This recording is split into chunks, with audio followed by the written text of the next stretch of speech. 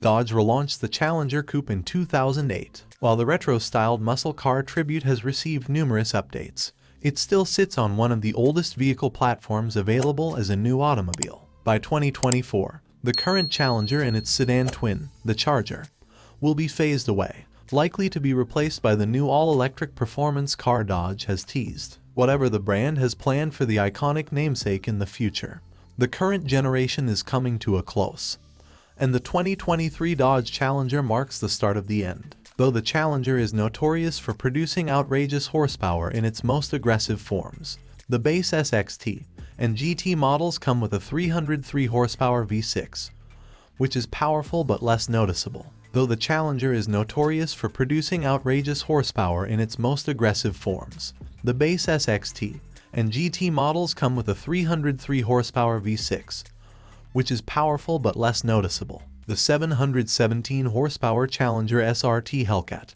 and its even more powerful derivatives, the Hellcat Redeye and SRT Superstock, are at the very top of the spectrum. If you want one of those hellish heavy hitters, you should get one soon because the supercharged Hellcat drivetrain is scheduled to be phased out in 2023. The Challenger has a surprising amount of suppleness for a car based on an ancient basis. However, its handling isn't as nautical as its proportions and curb weight suggest on a curvy road.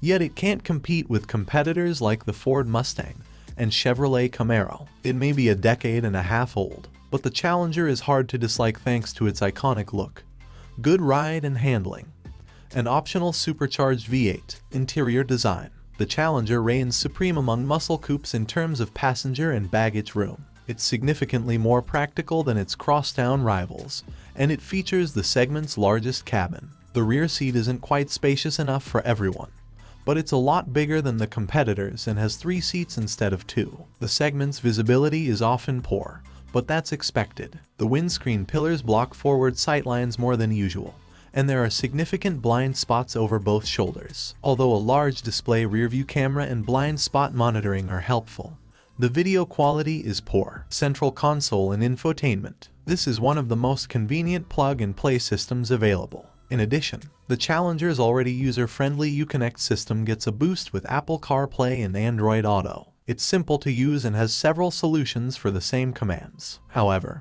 the interface appears to be a little obsolete compared to the rest of the class. The voice controls have an easy-to-understand framework and take basic audio, navigation, and hands-free calling requests. When you connect your smartphone, everything becomes even more familiar. Blind spot monitoring and rear cross-traffic warning are included with the driver convenience package. During our test, they performed admirably with no false alarms. Riding experience of 2023 Dodge Challenger. Driving the Challenger is always a blast. Deliverance of the power is available in any gear at practically any speed with the 6.4-liter V8. From 0 to 60 miles per hour, the time was just 4.9 seconds at the test track. It's swift enough but a few tenths slower than other modern muscle vehicles. Nevertheless, the braking system is robust. The Challenger came to a halt at 105 feet from 60 miles per hour, a short distance for a large car. The Dodge's bulk makes in-town maneuvering difficult, but it's a beast on the highway. On twisty roads, the Challenger is also quite capable, as long as you don't try to drive it like an agile sports car,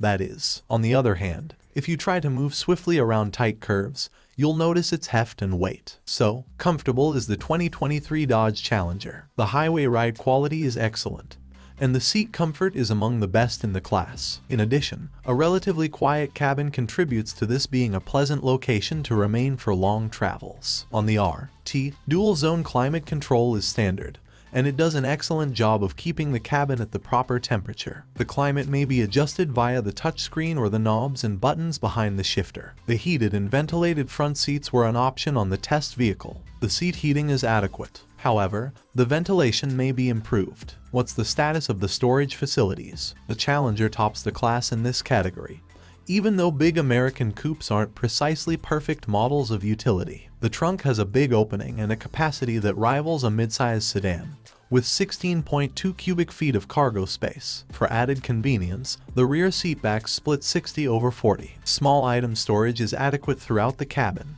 although the cup holders are located below the gearbox, which is inconvenient with a manual transmission. The door pockets are small, and the upfront is modest bottle holders. Space is limited in coupes of this size, but the Challenger makes good use of what it has. Price, because there are slight modifications, the 2023 Dodge Challenger is expected to cost a few $100s more than the previous year's model. As a result, you should expect a starting price of around $28,500 with SRT Hellcat versions costing approximately $35,000. Is it worth buying? For the money, the Challenger provides adequate equipment. Compared to other V8 upgrades in the class, the 6.4-liter engine is reasonably priced. The Widebody option adds a significant amount to the price, but the improved wheel, tire, suspension modifications, and the increased aesthetic swagger make it worthwhile. The interior of the Challenger is well built, but the quality of the materials degrades as you progress up the trim ladder. By the time you've reached Hellcat territory,